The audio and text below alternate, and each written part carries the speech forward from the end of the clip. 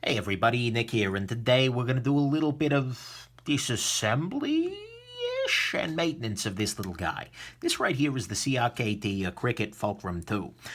This is pretty interesting and different. Most disassemblies I can do with my eyes closed because, well, they're boring normal knives. This guy, you unscrew these two screws, pop it out, there you go.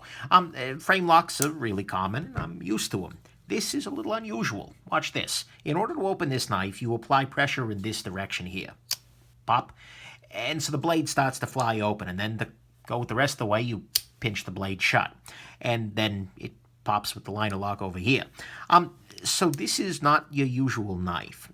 You can see there are a lot of screws on this, but practically speaking, in order to maintain this knife, you don't need to use them. Instead, what you do is you kind of get the knife so that it's partway open here, and that this is rattling around a little bit. Then, and thanks to one of my viewers on the Instagram live stream for pointing this out, all you actually need to do then is to pop the lift this little scale up here.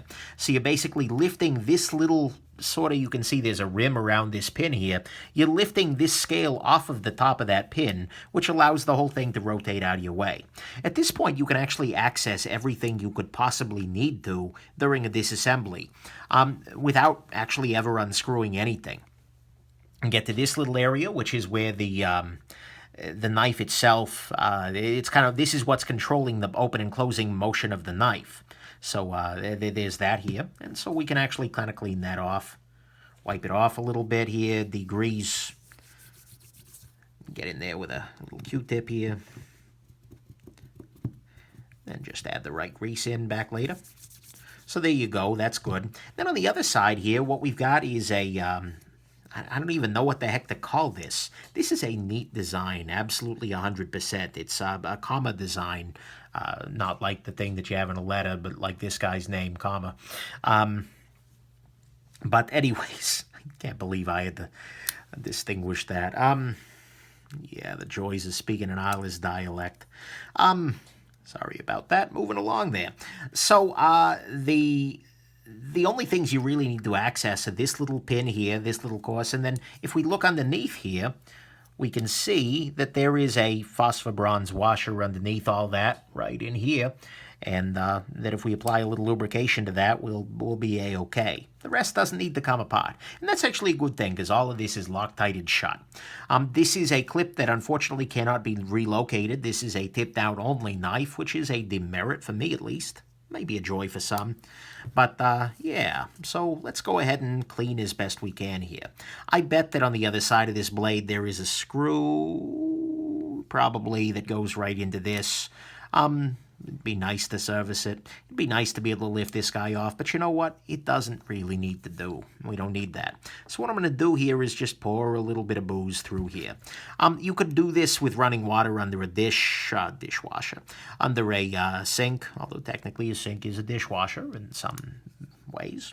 But I'm just kind of washing out any metal gunk that's come up through there, and already it's smoothing out a little bit here. The joy of the rubbing alcohol, of course, is that it will evaporate and leave behind not a whole lot of moisture. So that's good, and that's why I'm using the 91% rather than the 70%, because there's a little less water involved there.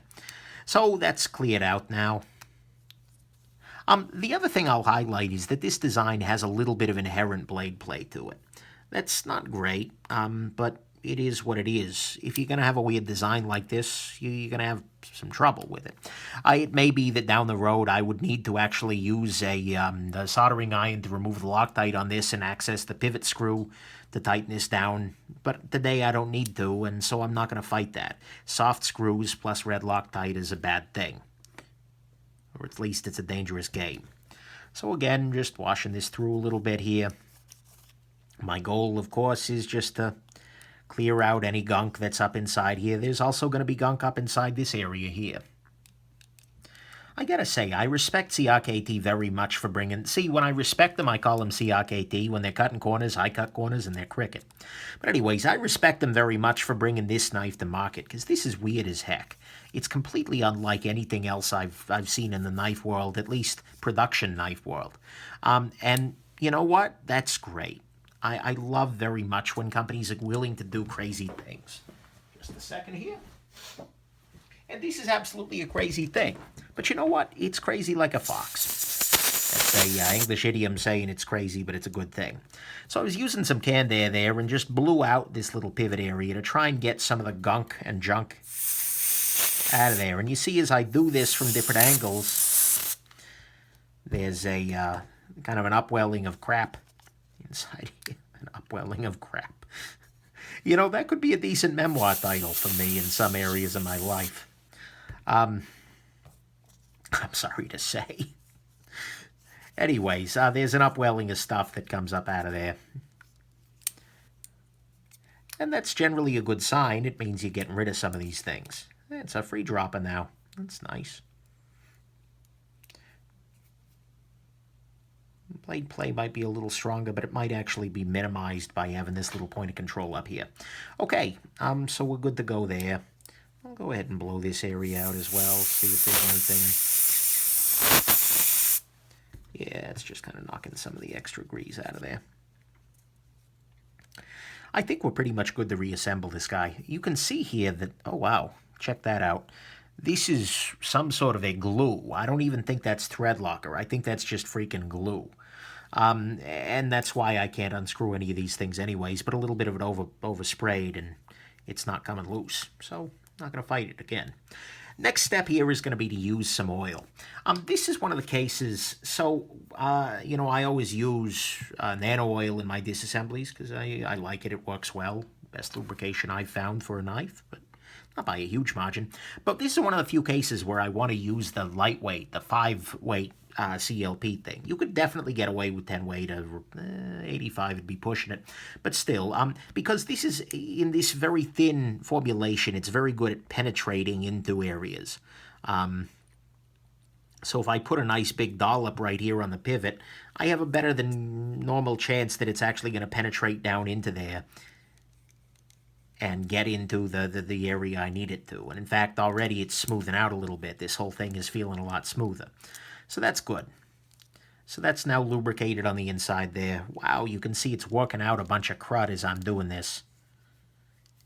Yeah, I gotta be careful not to slice my finger off. But so already it's further exercising the crud. Not in the sense of putting it on a treadmill, but in the sense of removing it like the devil. I need an old priest and a young priest. I need an old bottle of that oil and a young bottle. I don't know. It's been a long day, guys. And now you're falling victim to that. Because remember, these always go live at 8 a.m., but by God, I didn't always go live at 8 a.m. to do them. Okay, put a little more here. Why not, right? Just let that slide deep in there. Still feels a little greasy, but that's okay. Next thing I'm going to do here is, yeah, there's some signs of grease. I'm going to drop a little bit onto here. Let that distribute. There we go. Yeah, that smooths things out a little bit. Just need a little on the path that this detent ball travels. The detent on this knife is not, it's kind of like a weird place to have a detent because this knife is so weirdly done. But anyways, there we go. And so now I'm putting a little bit of oil onto that little post thing right there. And I believe we're ready to reassemble, so to speak. And the way we're going to do that is just by lifting this scale back onto that pin, moving the pin around until we find the right area for the scale to drop back down onto. There we go. And we pop the knife closed. Popped, popped. And yeah, it's actually smoother, snappier. Nice. Can't argue with that. Yeah, we're still exercising some crud here. That's fine. I'll lift this off one more time and just... Yeah, you can see a little bit of grease or whatever coming out of there. That's okay. Beautiful. So, there we go. This knife is now running like new. It's actually pretty much like new as it is. I bought this guy. But, neat little guy. Weird to maintain, but by God, kind of fun. So hopefully you found this interesting, that my references to exorcism weren't completely out of line here. And that you have yourselves an absolutely wonderful rest of the day, and that none of your knives are ever possessed by any demonic forces. That's kind of a weird thing to wish, but there you go. Hope this is interesting. Have yourself a good one. Bye now.